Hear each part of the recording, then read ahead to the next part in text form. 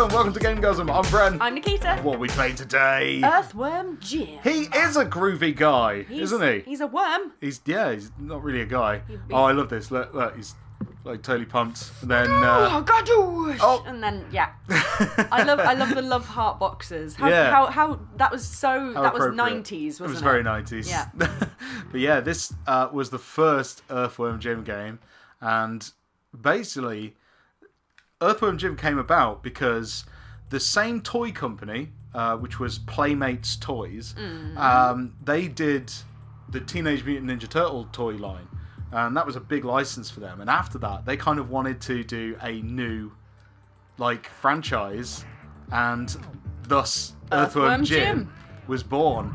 Nice. Basically, they wanted a new kind of, a new thing to take off, so they could to basically capitalise on a new toy brand or whatever. It's perfect for toys, isn't it? Absolutely. And controversially, it actually came out as a video game first. Like most things come out as a TV series or a comic book or something gets adapted. But no, this was cow launched. But this was a game first. So yeah, it's but it actually looked quite different to the usual style of games, because it had like a hand-drawn kind of cartoon style to it. Yeah. Whereas like most other games of the day were like all pixel, weren't they? Yeah, they were. Yeah, everything was so pixelated back then. I bet this was a real turning point for games. Yeah, it certainly was, like for the style and that. Yeah. And there we go. I knew I could get over there. I mean, like the whole concept of this is just baffling. It is bonkers, isn't it? Like you're an earthworm in a spacesuit, and you've got to go save Princess What's her name. And you're just using tires. Like, why are there so many tires? And I mean, get off me. Is that supposed to be a dog attacking you, or is it just like some kind of creature? And you've got birds attacking, crows attacking you. It's like everything. It's all a bit strange. Why is he an earthworm? Yeah. Well, how has this come about? What's the backstory to this game? Well, there isn't really that much of a backstory. You're just not supposed to know. It's just supposed to be random. He's just an Earthworm Jim. It's just what it is. But basically, Playmates contacted a guy called Doug TenNapel. TenNapel? I'm going to say TenNapel. TenNapel. It's spelt with a weird capital N, so oh my god, I'm getting absolutely stuck here. There you go. The fact that he uses his head for so many things. He can grab onto stuff. Attack things and everything, Yeah. But anyway, they contacted this guy called Doug TenNapel. He's a graphic artist, and he'd done a comic book. His first comic book was actually called Gear, and it was actually a surreal piece about his real-life cats. So it was like seriously, it was a graphic, it was a comic book epic about his cats. About his cats, yeah. So single, was he? Maybe, but anyway, so they liked his style, and Doug basically gave them one sketch of an earthworm with a spacesuit. And they went, yeah, let's roll with that. So we can sell this. Yeah, literally, Earthworm Jim was born from that. This will work. But yeah, so that's how crazy it just kind of happened. Yeah. And also, Doug did all of the artwork of the background, like art that you're looking at here. Yeah. He designed so much stuff for this game. They came up with all the enemies as well. Like, all the enemies are crazy. They really are. Like, guy that has a monkey head for a head and stuff like that. It's just some crazy enemies, and the whole game concept was just weird. But the thing that made Earthworm Jim really stand out was its diversity in levels. So, like, okay, we're doing platforming here, but like, there's other levels like in between that are different. They're like almost like mini games. Yeah. And Earthworm Jim 2, which I'll talk about briefly, kind of amped that idea up a lot more. They had way more mini games. Oh my god, I'm dying so bad. They had way more mini games in Earthworm Jim 2, but this one kind of started it all.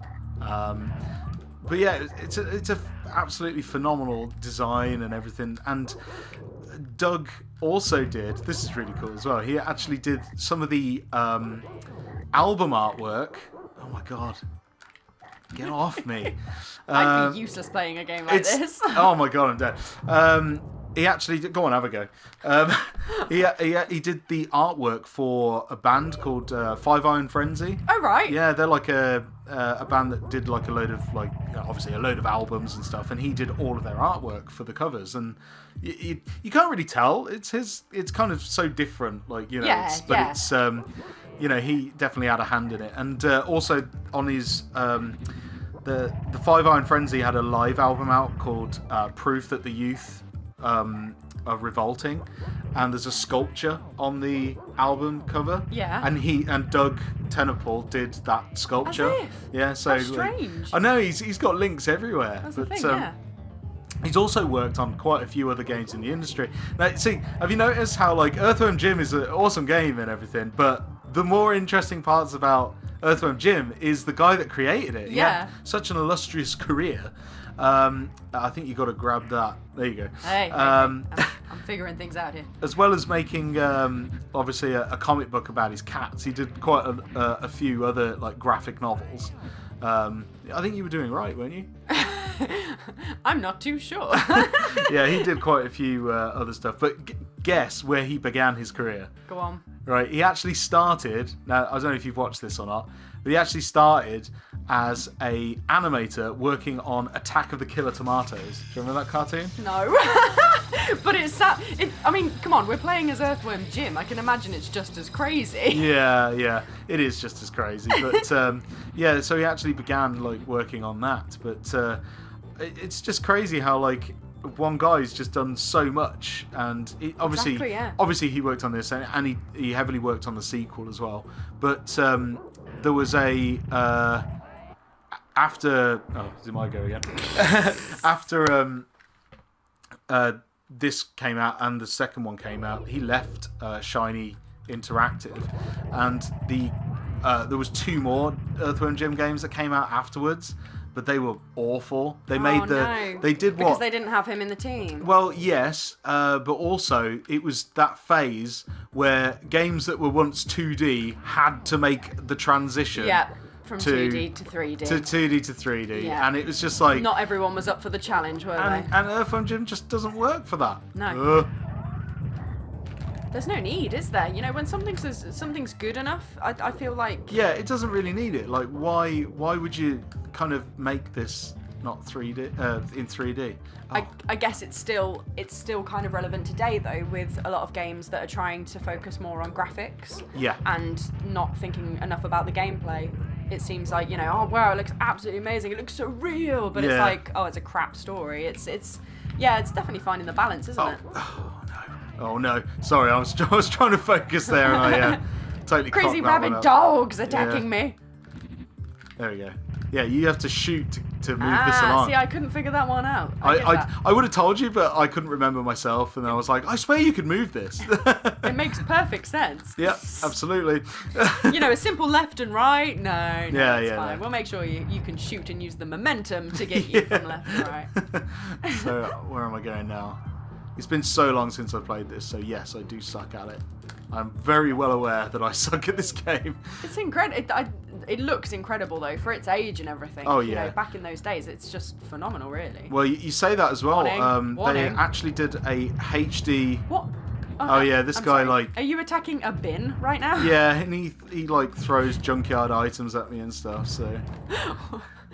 This game just gets crazier and crazier. It certainly does. Oh, he's dropped a trumpet on my head, you see. As you do. What on earth? What's with the torch just floating above his head? I don't know. I think I got him. Yeah. Ah, very cool. Very cool. Very cool. Very cool. I like how the crow's like beaks fall off. I was literally, I did notice that earlier. I was like, I love that they just become feathers and beak. Yeah, that's all that's left. Oh, could I get those? What are those? Those are refill. See the ammo in the bottom corner, right, so they're going up. Basically, you can't run out of ammo, but he'll stop being able to fire as fast. They go up a lot. Look how much they're going there's a up. lot of ammo. It's a lot of ammo. Look at that, 700. Jesus. Nice. Oh, we spring up here, do we? Then again, if you have to use it to, use these things, then maybe you do need a lot of ammo. What on earth? It's another boss, I think. Yeah, but it looks like a person. And he's belching fish. Yeah. What?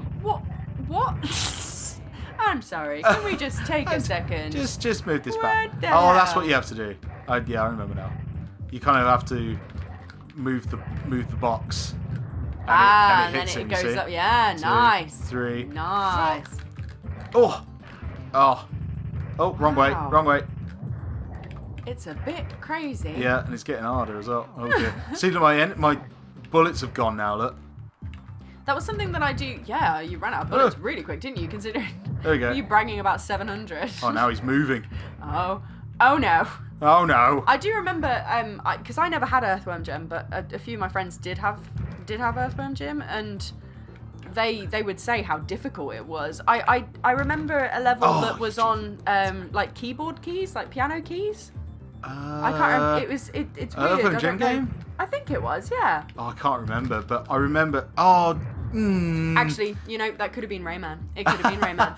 There was a level in Earthworm Jim 2 where it was like a puppy, and you had to bounce puppies from one side of the level to the other without them dying, and you had it was crazy, and you had to kind of like make sure the puppies didn't die. Like, I wonder what the people were on when they came up with this game. I don't know. I honestly don't know. It just seems insane. Oh, I think I got him with 6% health left. Nice.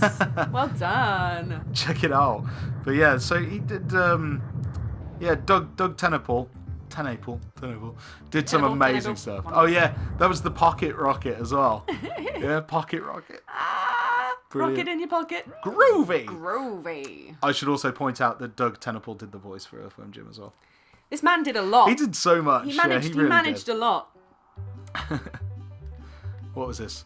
Andy Asteroids? Yeah, this is going to be an example of how the levels change up. Oh wow. So it's like a totally different game. Exactly. Yeah. So it's not, the same all the way through. Yeah, definitely. And this was like, can you listen to music? It's like, yeah, you got to chase this guy.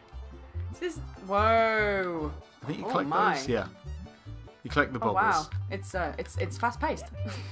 The thing that amazes me though is back in these days, you got. It was also one hit kill on these sections. This is the thing. They were always they never found the good middle ground, did they? It was either crazy hard, or super easy. Yeah. But having totally different style levels, that's quite new for back in these kind of times and stuff. Yeah, it was a lot of, once you kind of got the premises of the first level, you're in for a lot more of that. Yeah, that's why I was saying like how this really did stand out. Yeah, definitely.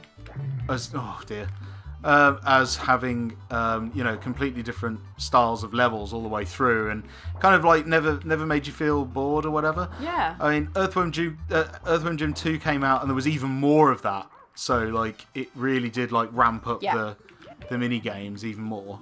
And I think I've just activated a power up. I don't know what that does. This is so... Oh, there you go. You gotta bash him. Gosh. Whoop. Wow, this is doing my eyes in. I know, yeah, it does get a little bit. Yeah. Yeah, it's a bit crazy. But basically, you just got to chase down this. That's Psychro. See what they did there? Psycho. He's a Psychro. Yeah. So you got to chase him down and bash him. Come on. It just seems crazy. It is crazy. There you go, bash him. Yeah. I think you just got to get him 3 times. I think. I can't remember. Look how far ahead he's got. I love as well when he's that far ahead, he's just pixels. Like, you can't make out anything there. No, he's just a big splodge. Oh, no! Whoa! Oh, no! Oh, there we go, and he gets away. Wow. But how cool is that? That's insane. And look, he's like, damn it. Dang it. But yeah, it puts so much. I mean, look at those backgrounds as well. Yeah, exactly. Like, this is what I'm amazed at for its time. This is really good. There we go. I've got to continue as well. Nice. It's a can of worms. Don't want to be opening that. No. But also, like, after this game came out, obviously it was very well received, and off the back of that, Playmates Toys obviously released a toy line. Yep. And they released the Earthworm Jim cartoon. Like, so there was a whole cartoon. So like, they were one of the first that did it the other way round then. Yeah. Completely. So it was actually really controversial for the time. Yeah, for, I can imagine. For them to do that. Make a cartoon out of a game. It was probably unheard of for it to have such an impact and do it the other way around. Wow. Yeah.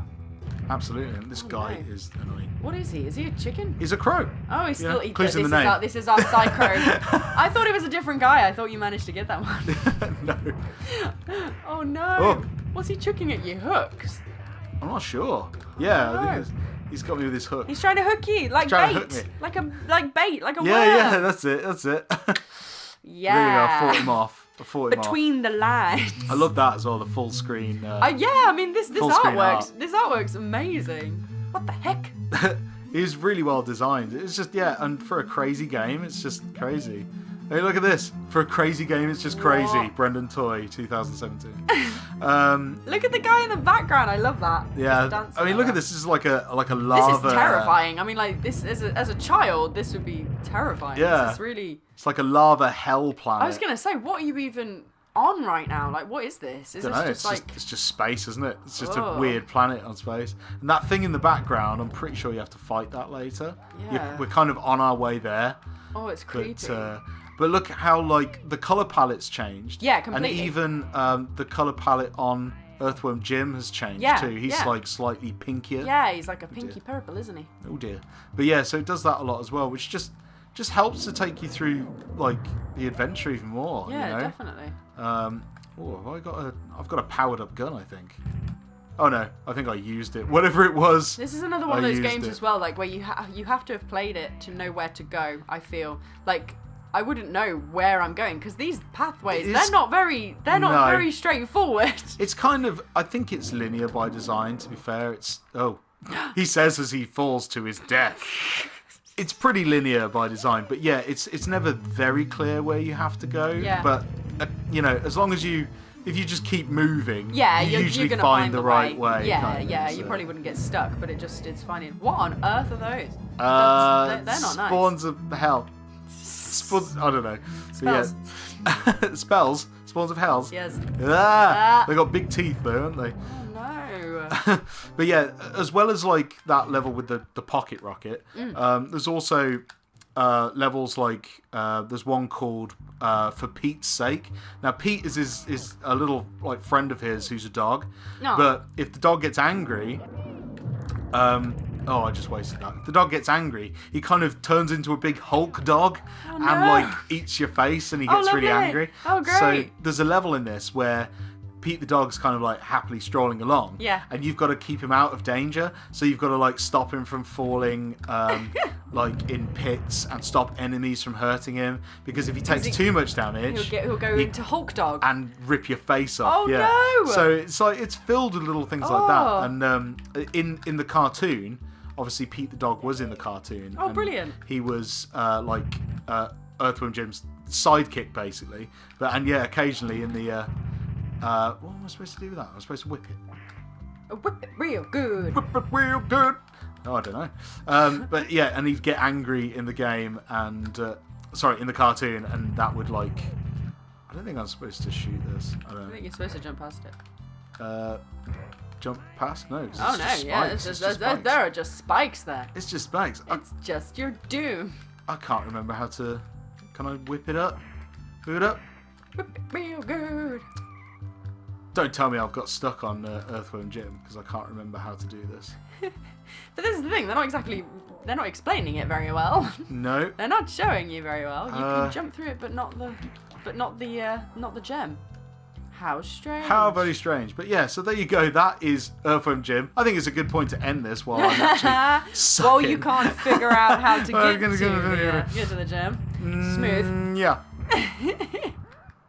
Yeah, no, I can't figure it out. But that was Earthworm Jim. And of course, obviously, Doug TenNapel, he worked on Jurassic Park as well on the Genesis.